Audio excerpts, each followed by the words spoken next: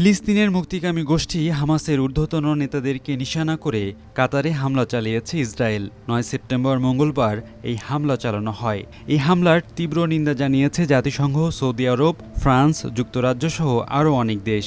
সেই সঙ্গে ইসরায়েলকে এর জন্য কঠিন পরিণতি ভোগ করতে হবে বলে হুঁশিয়ারিও এসেছে।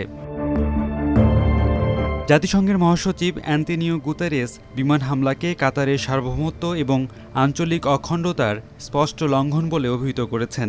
তিনি আরও বলেন, গাজা যুদ্ধের সব পক্ষকে একটি স্থায়ী যুদ্ধবিরতির সম্ভাবনা নষ্ট করার পরিবর্তে তা অর্জনের জন্য কাজ করতে হবে।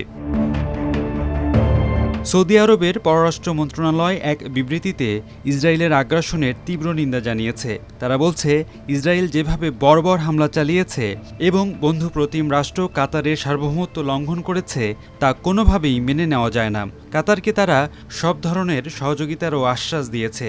বিবৃতিতে আরও বলা হয়েছে, ইসরায়েল যদি আন্তর্জাতিক আইন ও নিয়মকানুন ভেঙে এই ধরনের অপরাধমূলক কাজ চালিয়ে যায় তাহলে এর মারাত্মক পরিণতি ভোগ করতে হবে। ফ্রান্সের প্রেসিডেন্ট ইমানুয়েল মাখো এক্সে দেওয়া এক পোস্টে বলেছেন, কাতারের ওপর এই হামলা অগ্রহণযোগ্য, কারণ যাই হোক না কেন। তিনি আরও বলেন, আমি কাতার এবং দেশটির আমির শেখ তামিম আল থানির প্রতি সংহতি প্রকাশ করছি। যুদ্ধের আগুন কোনো অবস্থাতেই এ অঞ্চলে ছড়াতে দেওয়া যাবে না।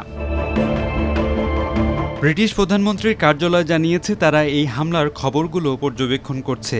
একই সঙ্গে তারা মধ্যপ্রাচ্যে সহিংসতা আরও বৃদ্ধি না পাওয়ার ব্যাপারে সতর্ক রয়েছে। প্রধানমন্ত্রী কিয়ের স্টারমারের একজন মুখপাত্র সাংবাদিকদের বলেন, এই হামলার বিষয়ে যুক্তরাজ্যের আগে থেকে কোনো তথ্য ছিল না।